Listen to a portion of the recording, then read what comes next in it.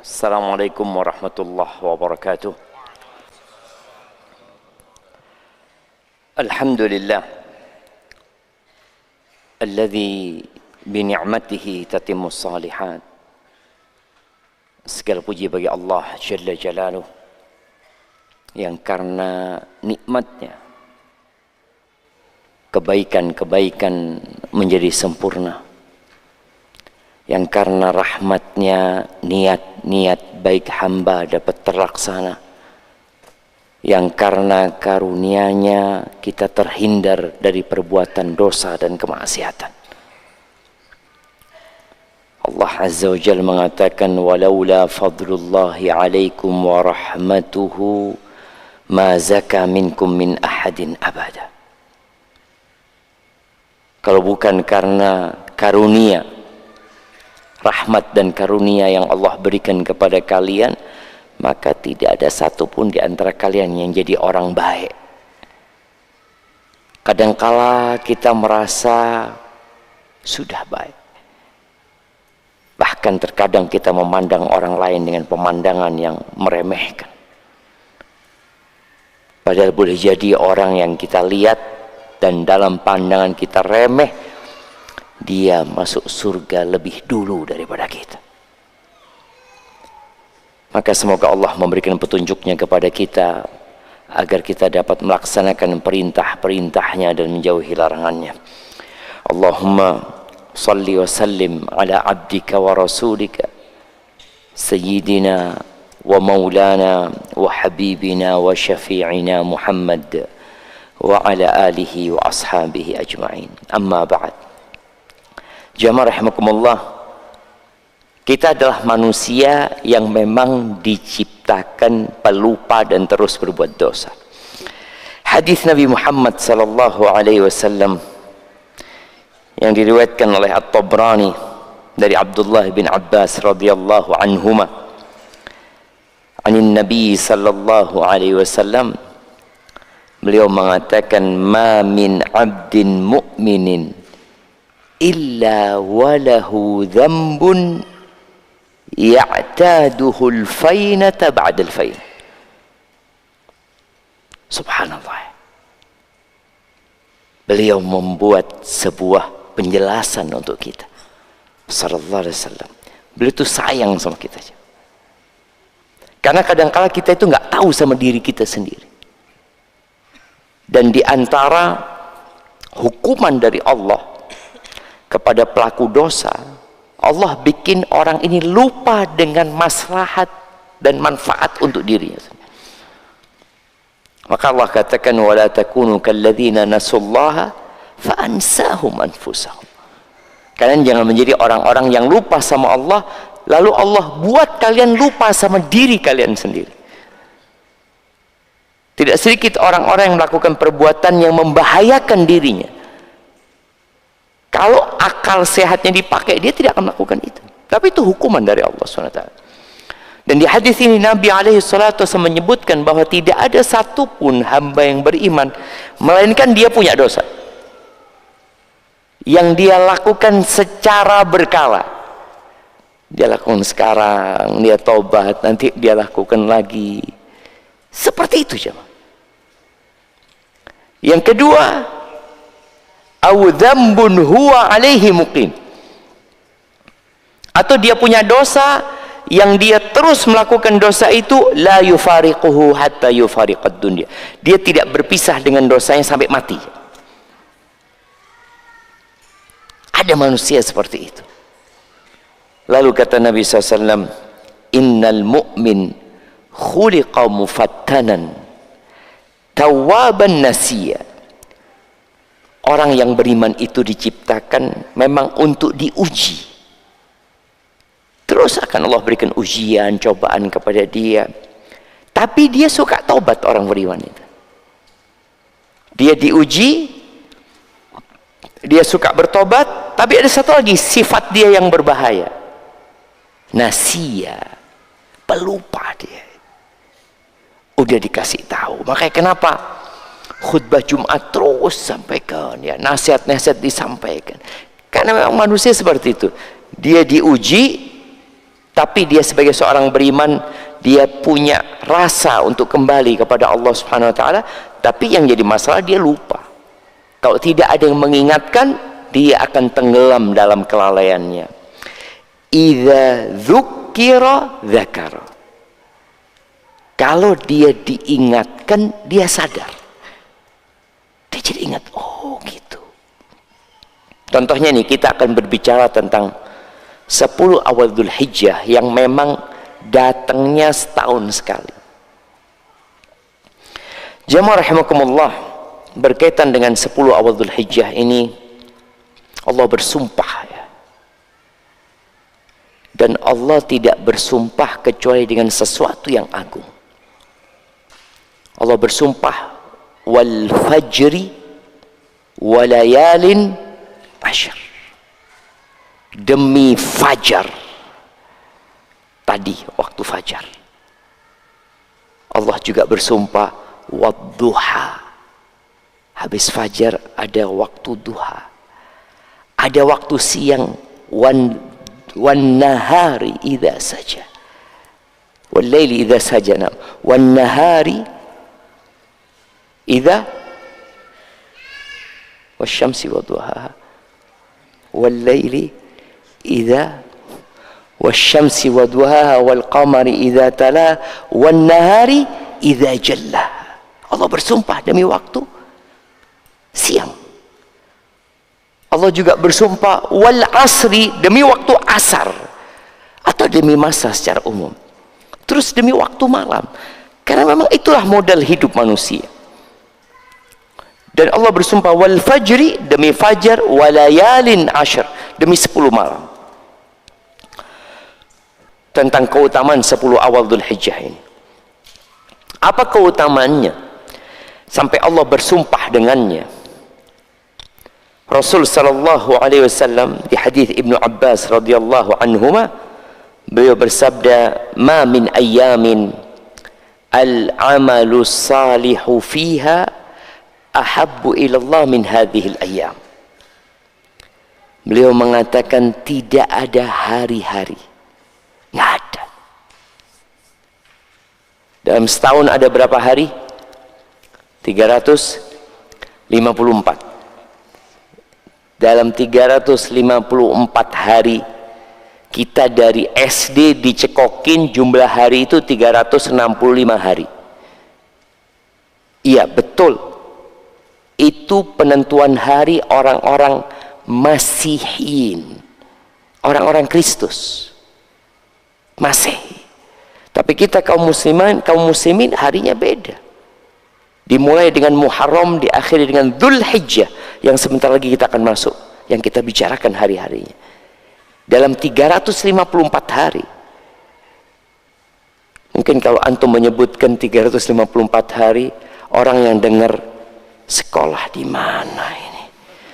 Kayaknya ada penyesatan informasi. Enggak, memang 354 hari. Dalam 354 hari tidak ada hari-hari yang lebih dicintai Allah beramal soleh di dalamnya lebih daripada hari-hari ini. Dalam riwayat lain disebutkan a'zamu ayyamid dunya, hari-hari dunia yang paling agung. Kalau bicara a'zam, hari besar, maka a'zamu ayyamid dunya 10 awal Dzulhijjah. Ketika Nabi alaihi salatu wasallam menjelaskan hal ini, maka para sahabat bertanya. Para sahabat itu generasi yang berlomba-lomba dalam kebaikan. Di saat kebanyakan kita kalau urusan ibadah melihat kepada yang di bawahnya. Ditanya, antum sholat berjamaah di masjid? Alhamdulillah Ustaz. Maghrib ke masjid, isya ke masjid. Subuh enggak Ustaz? Subuh enggak ke masjid. Kalau fulan Ustaz, belas tak ke masjid. Loh, dia itu membandingkan dengan yang di bawahnya, tapi dalam urusan dunia dia selalu mendongak ke atas. Jangan.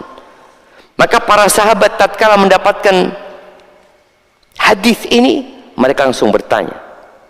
Apa kata mereka? Ya Rasulullah, walal jihadu fi sabilillah.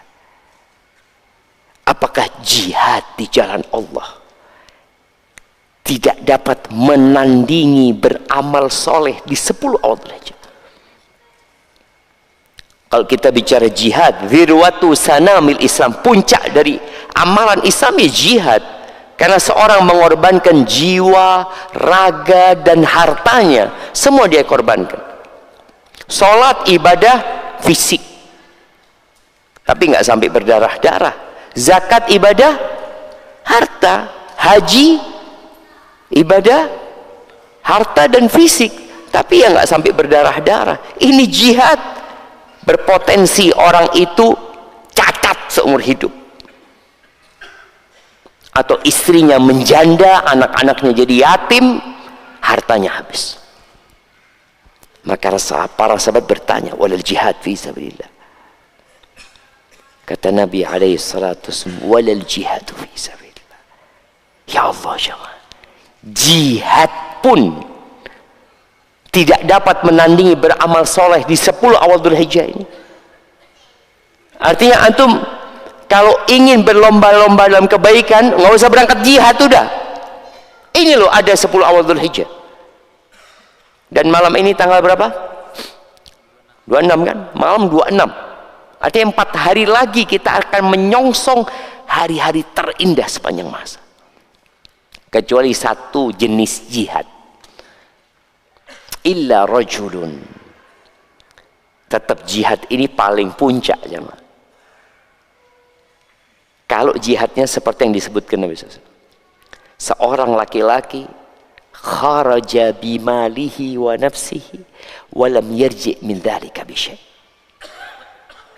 Dia berangkat ke medan perang dengan jiwa, raga, dan hartanya, pulang hanya nama.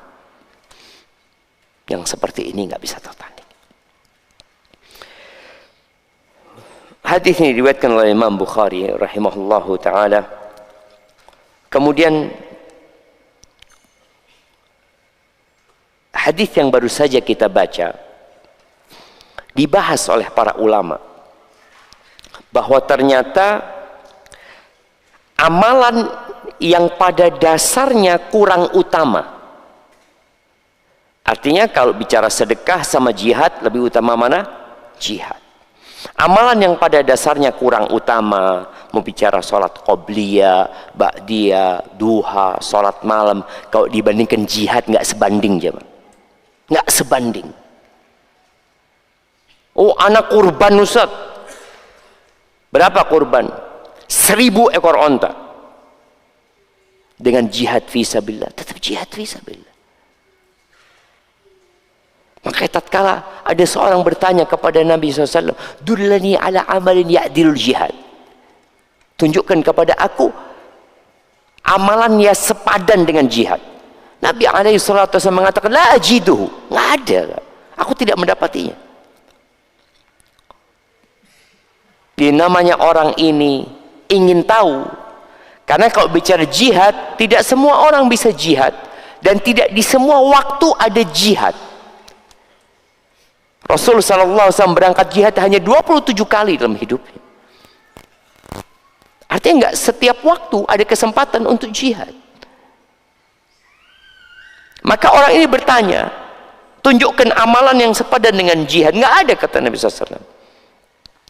Lalu Nabi SAW mengatakan, hal tastati idza kharajal mujahid, apakah engkau bisa kalau engkau ingin amalan yang setara dengan jihad, apakah engkau bisa tatkala mujahid keluar dari rumahnya menuju ke medan perang, lalu kata Nabi SAW, antadkhula masjidak, lalu engkau masuk ke masjidmu, fataquma wala taftur wa tasumu wala tuftir, selama mujahid itu berangkat, engkau di masjidmu sholat terus nggak berhenti dan puasa terus tidak berbuka sampai mujahid itu pulang. Apa kata orang ini? Wa man yastati'u dzalika ya Rasulullah. Siapa yang mampu melakukan itu? Rawahul Bukhari wa Muslim hadis ini. Maka enggak ada.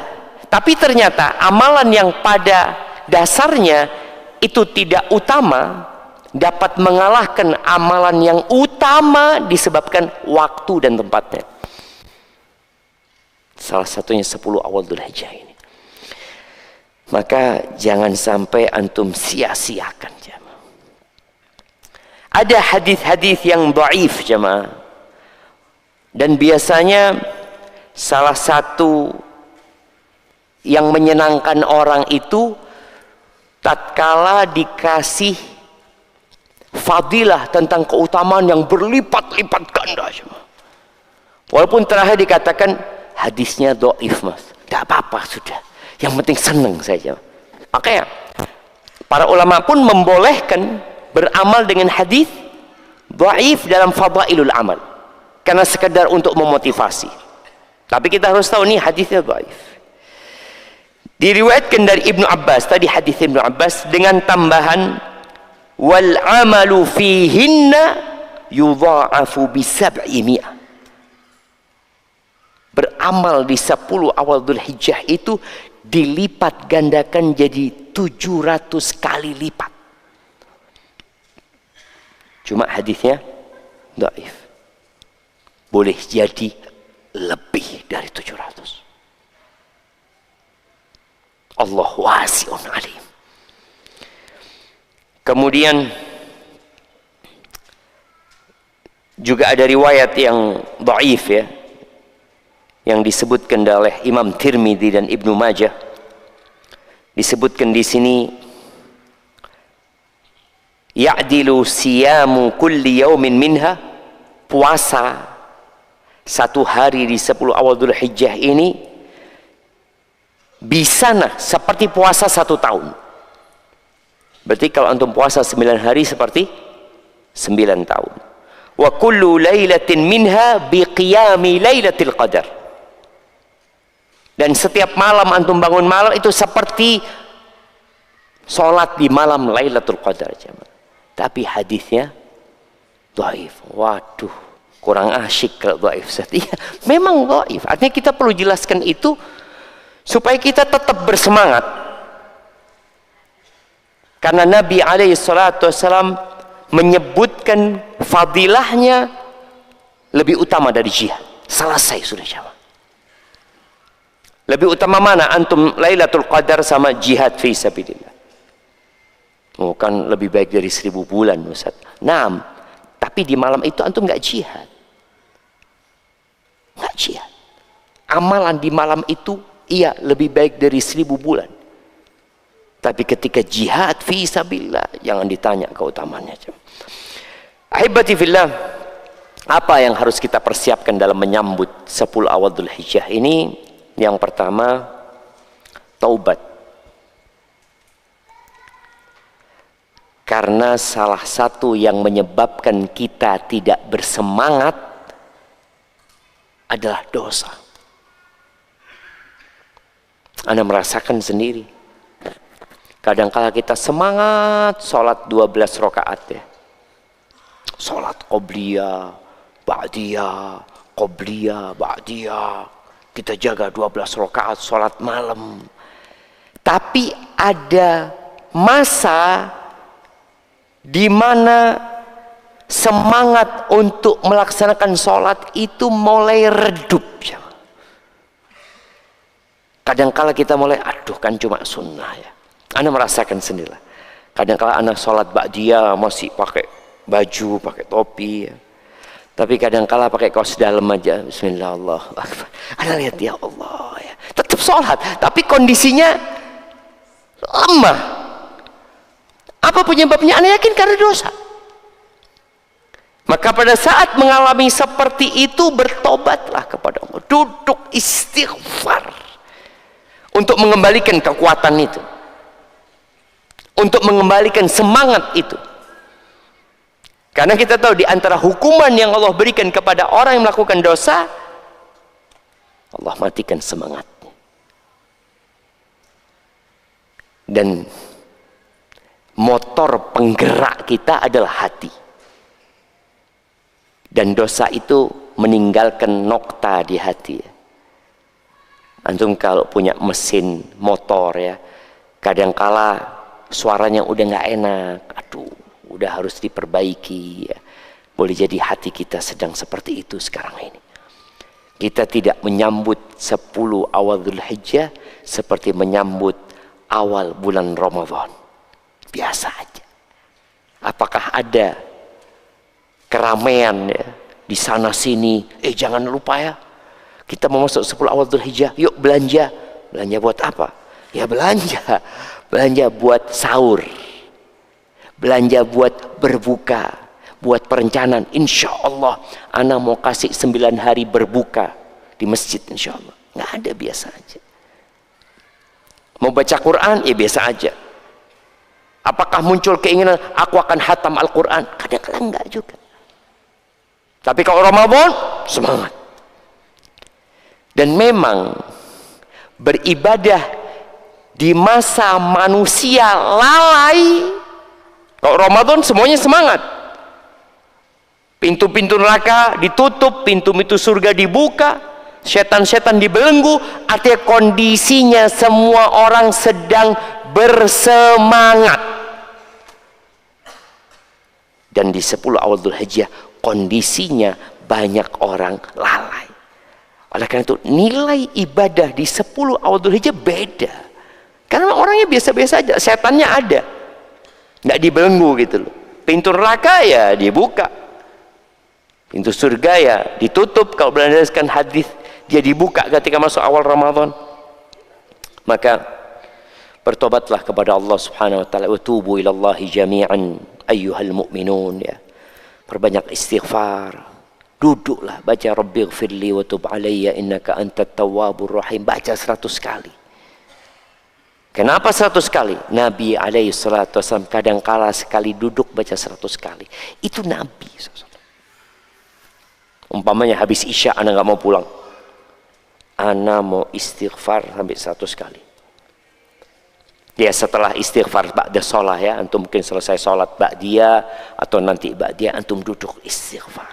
Kemudian mulai menyusun semangat dengan membuat perencanaan. Karena Allah itu melihat kepada isi hati kita. Antum benar-benar tobat, antum benar-benar semangat, apa enggak? Apa cuma ngomong? Kalau benar-benar kita bersungguh-sungguh, apa kata Allah? Walladzina jahadu fina lanahdiyannahum subulan. Dan orang-orang yang benar-benar berjuang di jalan kami, pasti kami kasih petunjuk. Pasti. Wa innallaha lama'al muhsinin. Allah itu bersama orang-orang yang suka berbuat baik. Ketika orang-orang munafikin nggak bisa berangkat jihad, selalu punya alasan. Allah menyebutkan bahwasanya mereka memang selama ini tidak punya niat. Walau aradul khuruja la'addu lahu uddah. Kalau benar mereka mau ikut berjihad, mereka pasti persiapan. Walakin karihallahum bi'athahum fathabbatahum. Allah nggak suka sama perbuatan mereka. Maka Allah bikin mereka nggak bisa malah berbuat kebaikan. Gara-gara kebohongan yang ada di hati. Maka tolong yang jujur sama Allah. Kemudian tinggalkan kemaksiatan. Terus amalan apa saja yang perlu kita rencanakan? Yang pertama, haji. Waduh, kalau haji Ustaz, haji kan di sana. Nah, makanya kalau kita lihat semua amalan itu bisa dilakukan di 10 akhir Ramadan, tapi nggak semuanya bisa dilakukan kecuali haji ini maksudnya. Artinya perbuatan haji ini nggak bisa di 10 akhir Ramadan. Ini adanya di 10 awal Dzulhijjah. Ini kekhususan Dzulhijjah. Allah Azza wa Jalla mengatakan setelah Ramadan, al-hajju ashhurun ma'lumat. Haji itu di bulan-bulan yang sudah diketahui. Syawal, Dzulqa'dah, Dzulhijjah. Dan kalau bicara haji ini bagi yang mampu, Allah Azza wa Jalla mengatakan walillahi 'alan nasi hajjul baiti man istata'a ilaihi sabila wa man kafara fa innallaha ghaniyyun 'anil 'alamin. Allah mewajibkan haji buat yang mampu melakukan perjalanan ke sana. Maka dalam madhab Maliki mereka berpendapat yang mampu jalan kaki. Kira-kira antum mampu nggak jalan kaki berangkat haji? Ya mah. Makanya orang-orang Afrika, ini cerita teman-teman, karena kebanyakan madhab Maliki ada di Afrika, entah dia, anda lupa di Afrika bagian mana, dia cerita mbah-mbah mereka itu kalau haji 7 tahun. 7 tahun. 3 tahun perjalanan. 3 tahun balik. 1 tahun selama di Mekah dan Madinah. Kalau 7 tahun nggak balik dianggap meninggal dunia. Sampai mereka punya sebuah ungkapan, al-zahibu ilal haji mafqud. Orang yang berangkat haji dianggap hilang. Wal aidu minhu maulud.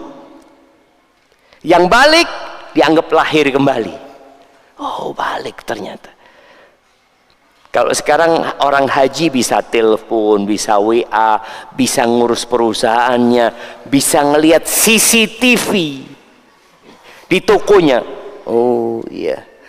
Di Mina, di Arafah dia masih Anda ngelihat ini jamaah haji. Jangan itu, kadangkala di Masjidil Haram habis tawaf nunggu jamaah. Habis tawaf ini nunggu untuk melakukan sa'i. Ada yang main game ya. Anak orang sepuh ini, ya Allah ya. Ya. Karena ibadah haji ini buat yang mampu. Bukan buat yang beriman, bertakwa, yang iman kuat, enggak. Maka kadang-kala ada orang-orang yang ilmunya Masya Allah, yang secara ketakwaannya Masya Allah, tapi mati nggak berangkat haji. Kenapa? Nggak mampu memang. Karena ibadah ini hanya untuk yang mampu. Maka berusahalah yang punya kemampuan untuk segera daftar sekarang ini. Karena antrian sangat panjang sekali. Dan Nabi SAW mengatakan wal hajjul mabrur laisa lahu jazaa'un illal jannah. Tidak ada balasan yang pantas buat haji yang mabrur kecuali surga Allah Subhanahu wa taala. Puasa. Karena kita tahu Rasul sallallahu alaihi wasallam mengatakan kullu amal ibni Adam lahu illa shaum. Semua amalan anak Adam itu milik dia. Hitungannya udah ada kecuali puasa. Kata Allah Azza wa Jalla fa innahu li wa ana adzibi. Puasa itu milikku kata Allah dan aku yang memberikan balasan terhadap puasa itu. Berapa hari puasanya? Ya 9 hari kalau bisa. Loh, tapi kan ada hadis Aisyah yang menyebutkan dia nggak pernah melihat Nabi SAW puasa di 10 awal Dzulhijjah. Para ulama menjawab ungkapan Aisyah ini. Yang pertama, ibadah puasa ini ibadah yang tidak terlihat jemaah. Nggak kelihatan.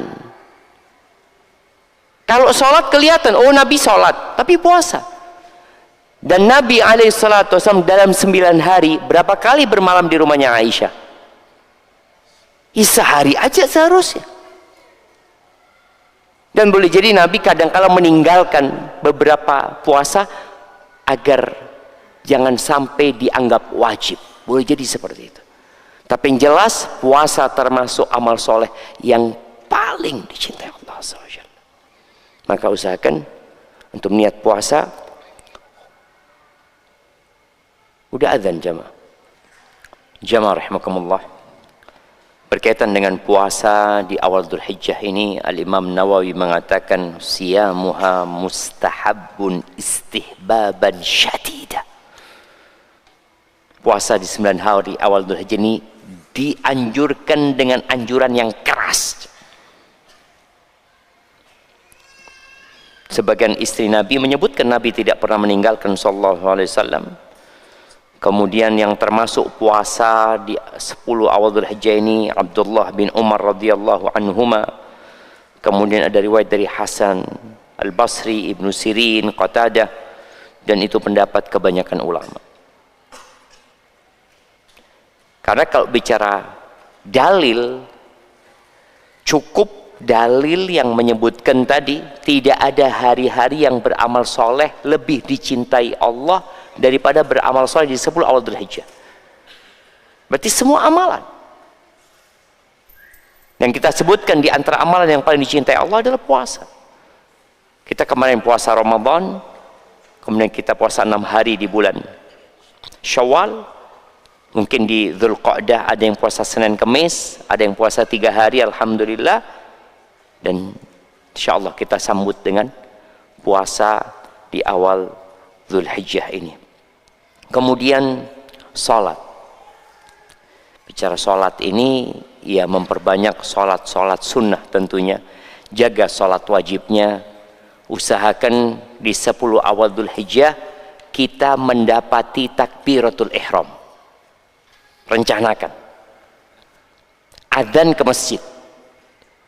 Saya terus terang, kadang-kala kita ini adzan masih ngobrol ya. Kapan ke masjidnya? Qomat. Apalagi kalau tahu imamnya bacaannya panjang, tenang. Kita telat masih dapat insyaallah. Khususnya kalau sholat subuh hari Jumat. Itu kadang-kala imamnya baca as-sajdah jamaah. Kata dia, ya cukuplah 5 menit mungkin baru ke masjid. Maka usahakan 10 awal Dzulhijjah, rencanakan dapat takbiratul ihram. Ini bicara sholat fardunya. Selain kita jaga 12 rakaat tadi, kemudian ya duha, tambahin juga sholat malam. Sa'id bin Jubair, seorang tabi'i yang meriwayatkan hadis Ibnu Abbas tadi tentang keutamaan 10 awal Dzulhijjah ini, disebutkan idza dakhala al-'ashru ijtahada ijtihadan hatta ma yakadu yaqdir alaih. Kalau sudah masuk 10 awal Dzulhijjah, dia itu bersungguh-sungguh sampai gak mampu. Artinya sampai habis tenaganya. Dan juga beliau mengatakan la tudfi'u surujakum layaliyal 'ashr. Usahakan di 10 malam awal Dzulhijjah itu jangan kalian matikan lampu di rumah kalian. Apa maksudnya? Ya jangan tidur. Orang kan kalau mau tidur matikan lampu, nah tidur lagi. 10 awal Dzulhijjah. Apakah boleh iktikaf? Boleh jemaah. Enggak bid'ah Ustaz loh. Iktikaf itu sepanjang tahun jemaah. Boleh. Artinya kalau antum merasa anak kayaknya kalau di rumah berat, antum sebelum maghrib titip HP-nya sama istrinya, titip semuanya, anak ke masjid. Kapan balik? Sahur, umpamanya seperti itu. Nggak apa-apa, supaya lebih fokus. Masjid Abdillah jangan ditutup ya. Ana minta kepada DKM Masjid Abdillah jangan ditutup di 10 akhir Ramadan, 10 awal Dzulhijjah ini usahakan jangan ditutup. Fadhal yang mau iktikaf umpamanya, kalau mau dibuat pendaftaran ya nggak apa-apa, yang mau daftar karena DKM mau menyediakan sahur ya nggak apa-apa umpamanya. Itu mungkin kalau ingin seperti itu. Jadi usahakan ya kita memperbanyak sholat, kemudian takbir, tahmid dan tahlil, zikir secara umum.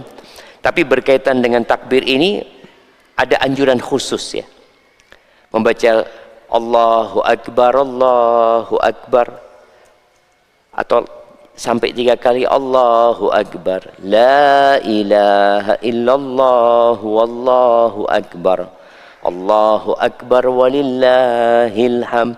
Itu dianjurkan kita untuk memperbanyak takbir ini sebagaimana disebutkan dalam hadis Ibnu Umar. Kalau tadi hadis Ibnu Abbas, Ibnu Umar meriwayatkan hadis dari Nabi alaihi salatu wasallam mengatakan, ma min ayyamin a'zamu indallah, tidak ada hari-hari yang lebih agung di sisi Allah, wala ahabbu ilaihil amal fihin, tidak pula beramal soleh lebih dicintai di dalamnya, min hadhil ayyamil ashr, dari beramal 10 awal Dzulhijjah ini.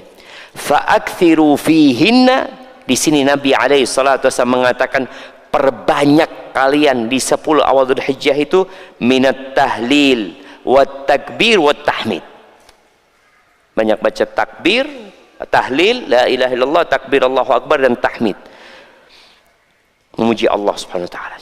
Perbanyak terus sambil berjalan, sambil naik motor, di tempat tinggal antum di 10 awal Dzulhijjah ini. Imam Bukhari meriwayatkan bahwa Abdullah bin Umar yang meriwayatkan hadis ini. Di sini kalau kita ngelihat ya, selalu perawi hadis itu berusaha untuk mengamalkan hadis yang dia riwayatkan. Jadi bukan hanya menjadi wacana, oh saya ngerti, oh saya faham. Karena ilmu itu tidak akan berguna kecuali tatkala diamalkan. Tadi ketika Sa'id bin Jubair meriwayatkan dari Abdullah bin Abbas hadis tentang 10 awal Dzulhijjah, dia berusaha bersungguh-sungguh sampai habis kekuatan dia. Dan dia mengatakan jangan matikan lampu di malam-malam 10 awal Dzulhijjah. Di sini kalau kita lihat Ibnu Umar yang meriwayatkan hadis agar memperbanyak tahlil, takbir dan tahmid, beliau menjadi orang yang mengamalkan ini terlebih dahulu. Maka disebutkan oleh Imam Bukhari bahwa Abdullah bin Umar dan Abu Hurairah, mereka di 10 awal Dzulhijjah ini yakhrujani ila suq, mereka keluar dari rumahnya menuju ke pasar. Kenapa ke pasar? Karena pasar itu tempat kumpulnya banyak manusia. Terus terang Anda berharap sekali-kali kita kajian di pasar, jemaah. Sahih, jemaah. Di sini Abdullah bin Umar berangkat ke pasar. Apa yang dia lakukan di pasar? Enggak belanja, enggak melihat barang. Satu yang dilakukan, yukabbirani, bertakbir. Maka kalau kita bicara takbir keliling itu, kan ada takbir keliling itu, sebenarnya nggak apa-apa, tapi seharusnya takbir kelilingnya berangkat kemana? Ke pasar. Berangkat ke pasar. Ya walaupun antum akan dianggap membawa aliran baru ya. Ini aliran apa lagi? Ini kata dia, jenggot-jenggot kayak gini takbiran. Tapi itu sunnah, jemaah. Umar radhiyallahu anhu ketika 10 awal Dzulhijjah dikatakan kana yukabbiru fi qubbatihi bi Mina. Dia berangkat haji. Dan dia tinggal di Mina sebelum tarwiyah, sebelum pelaksanaan ibadah haji. Dan Umar bertakbir. Fayasma'uhu ahlul masjid. Umar ini takbir di tendanya. Orang-orang di masjid dengar suaranya Umar bertakbir. Artinya suara itu keras. Fayukabbirun. Maka yang di masjid bertakbir. Fayukabbiru ahlul aswaq. Musim haji itu termasuk musim pasar, jemaah. Karena dulu pasar itu biasanya di momen-momen tertentu. Makanya kalau kita lihat di Jember ini ada pasar Sabtuan, ada pasar Rebo, ada pasar Selasaan, Jumatan. Di momen-momen tertentu biasanya mereka pasar. Nggak seperti sekarang, pasar 24 jam sekarang. Maka orang-orang di pasar pada saat di Mina itu mereka ikut bertakbir. Hatta tartajja Mina takbiran, sampai Mina itu bergetar dengan suara takbir. Bukan sound horek ya yang bikin bergetar, ini suara takbir itu membuat bergetar Mina itu, jemaah.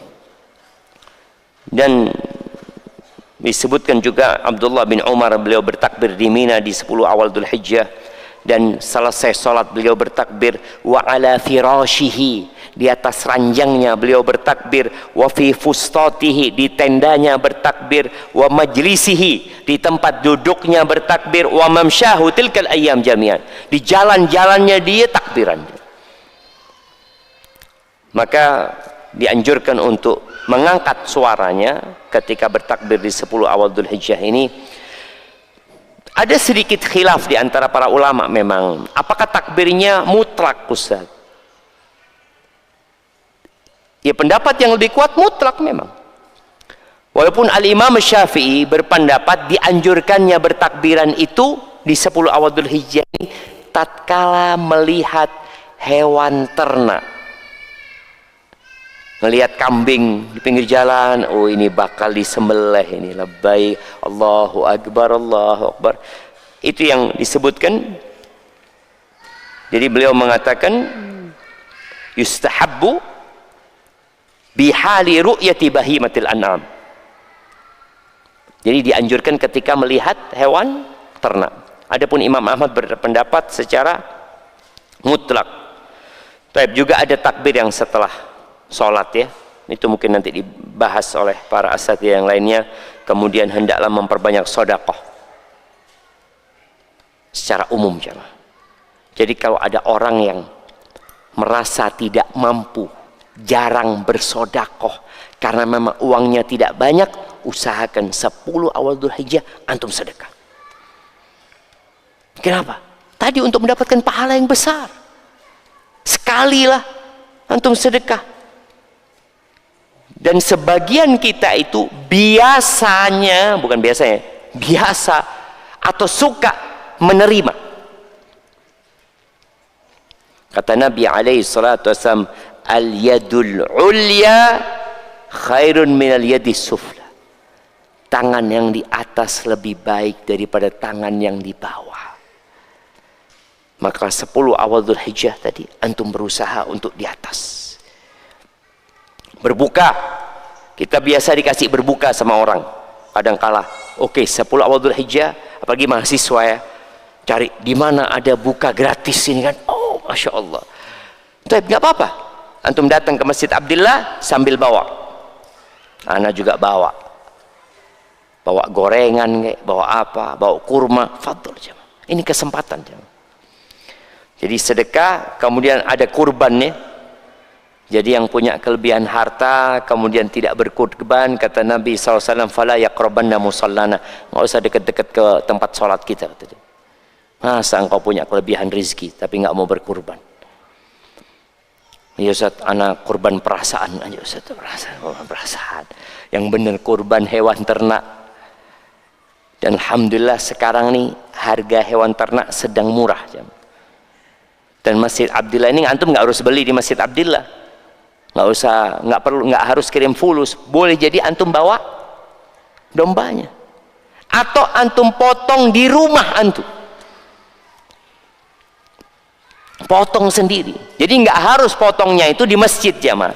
Jadi jangan pernah berpikir berkorban itu harus bersama-sama. Tidak. Para sahabat Nabi korbannya di rumah mereka. Apalagi dulu ya, ketika rumah mereka itu nggak ada aspal, nggak ada keramik, nggak ada apa, mereka kurban bismillah.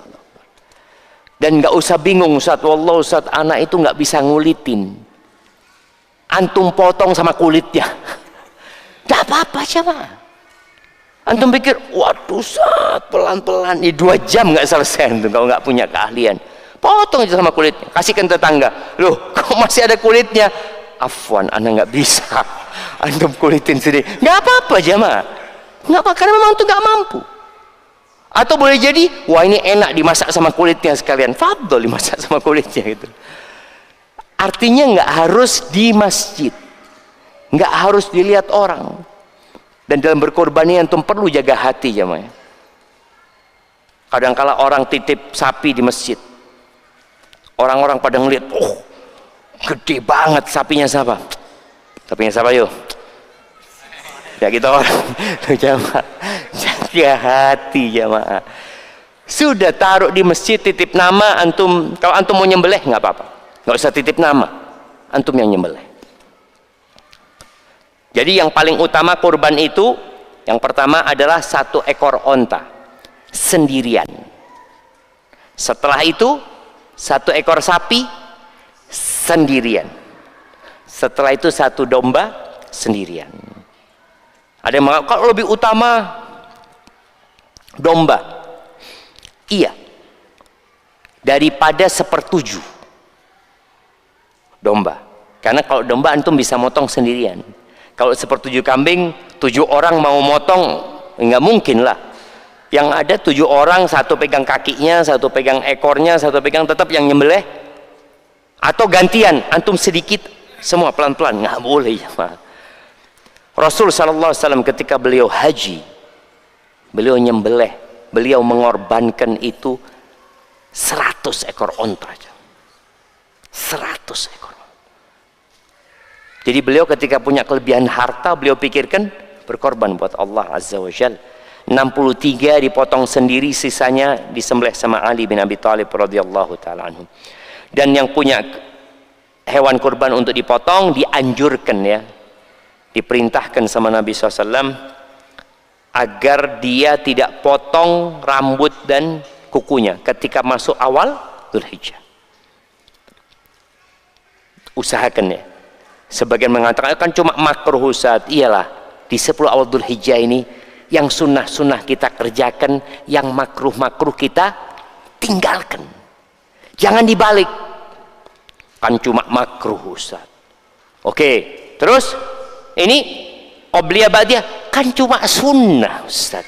Akhirnya ini orang yang makruh digarap, yang sunnah ditinggalkan.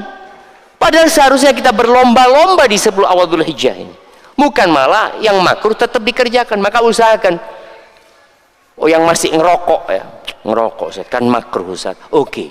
Kalau mungkin ada pendapat yang mengatakan makruh, tapi 10 awal Dzulhijjah berhenti ngerokok. Karena makruh itu kalau dikerjakan nggak apa-apa, kalau ditinggalkan berpahala kan? Itu kalau bicara hukumnya makruh. Tapi rokok ini ada tulisannya jamaah. Rokok itu membunuhmu. Tapi subhanallah nggak dibaca sama orang jamaah. Taib, kemudian semualah amalan soleh lainnya yang nanti puasa hari Arafah jangan lupa.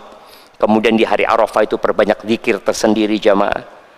Hari khusus itu perbanyak baca la ilaha illallah wahdahu la syarikalah lahul mulku wa lahul hamdu wa huwa ala kulli syai'in qadir. Jadi keutamaan hari Arafah bukan hanya untuk yang haji.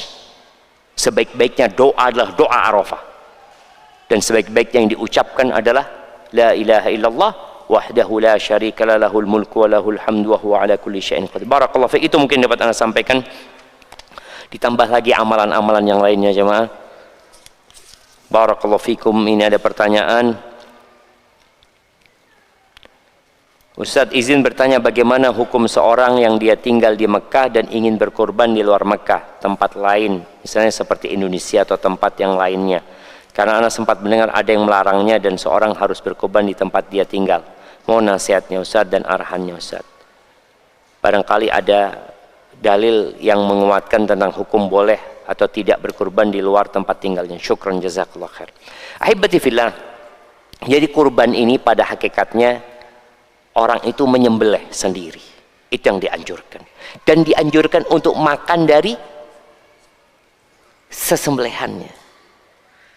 Kalau dia potong di luar kota dia, maka dia nggak bisa makan.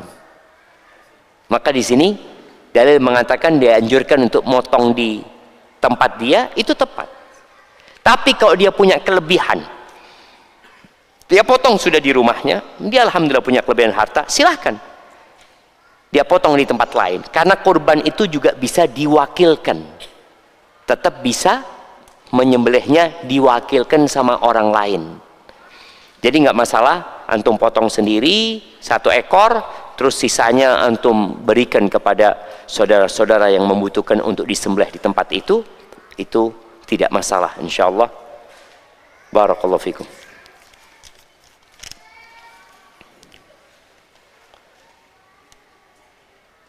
Ini berkaitan dengan yang di Mekah ya.